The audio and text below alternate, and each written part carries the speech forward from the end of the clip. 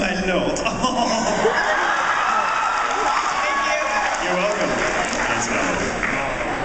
Yes, my lord. Yes, my lord. I sound like a pilot. Yeah, we're about to be flying 35,000 feet over.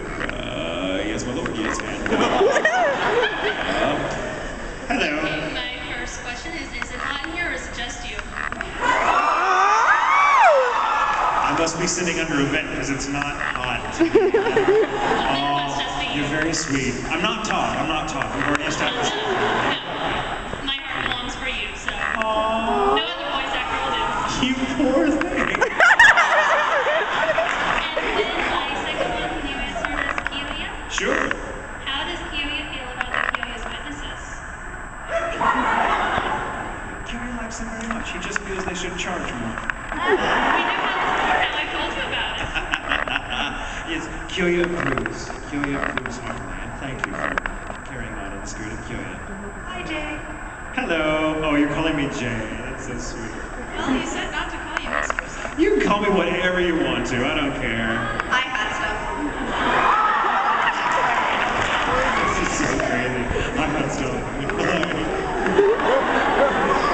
Cool. Well, I think you'll like this one. Who was your favorite doctor? So, okay, this is a complicated question, and I have to preface this by saying there is not a single doctor that I don't absolutely love. Every single one of them has added something awesome to the role and given it a dimension that it otherwise would not have had. Every single one of them is vital and would not change a thing about any of the actors who've taken up the mantle of the doctor. Now, Tom Baker was my first doctor. He was the first, and he's probably, for very good reason, the most iconic. He had the role the longest, he had the great scarves and the crazy hair, and just the wonderful grin. And he would say things like, people would say, my God, you're crazy. He'd be like, yes, I know, it's wonderful. You know, and he was this really great bohemian thing, just this phenomenon was Tom Baker. And I loved him for years and years and years, so much so that it actually took a very long time to accept anybody else as the doctor.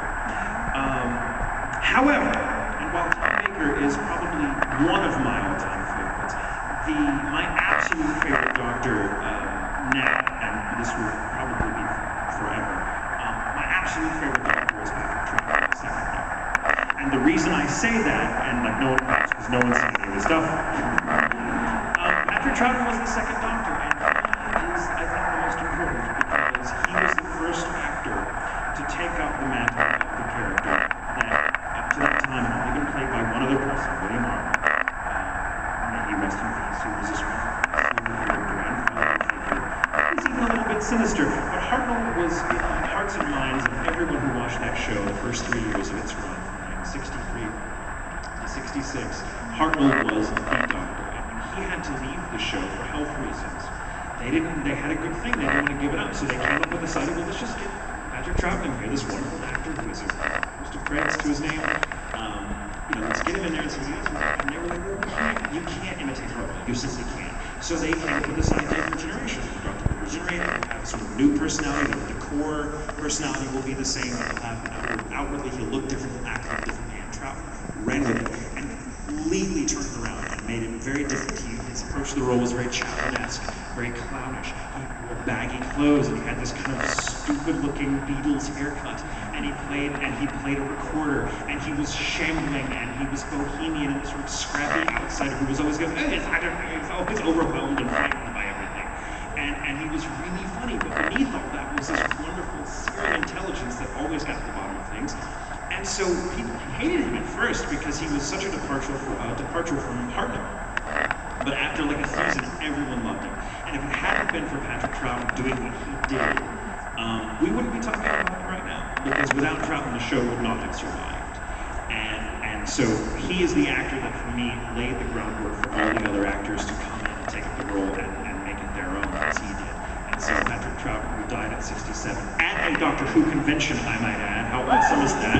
The man was completely dedicated to the role and would continue making convention, appearances well into his 60s, and he passed away, unfortunately, in the night during one of them, in I think 88, 89 or something years ago. But he's really, sadly, because he's from the first, that black and white there's like something of like 63 episodes of his are completely gone forever. The BBC destroyed them because they were not farsighted enough to know that they would ever have a market for this stuff in a home video format. So they burned it to the room in the vaults. And all that survives is a handful of his episodes. I think about 6 or 7 of them are available on DVD. Stories, rather, like 4 or 5 episodes each. And some audio that they had. Some of the recording stuff and some of the audio tracks they had. So Patrick Troughton is my favorite. And if those of you who don't know who he is, go and find the stuff. Yes, it's back in the old Who days, and it's kind of cheesy, and it's, you know, the monsters are made of tinfoil and paper mache, but it's so wonderful. It's so wonderful. You have to be made of stone not to be moved by Patrick Troughton's take on the Doctor. He was absolutely my favorite. That's a very long answer, but there you go.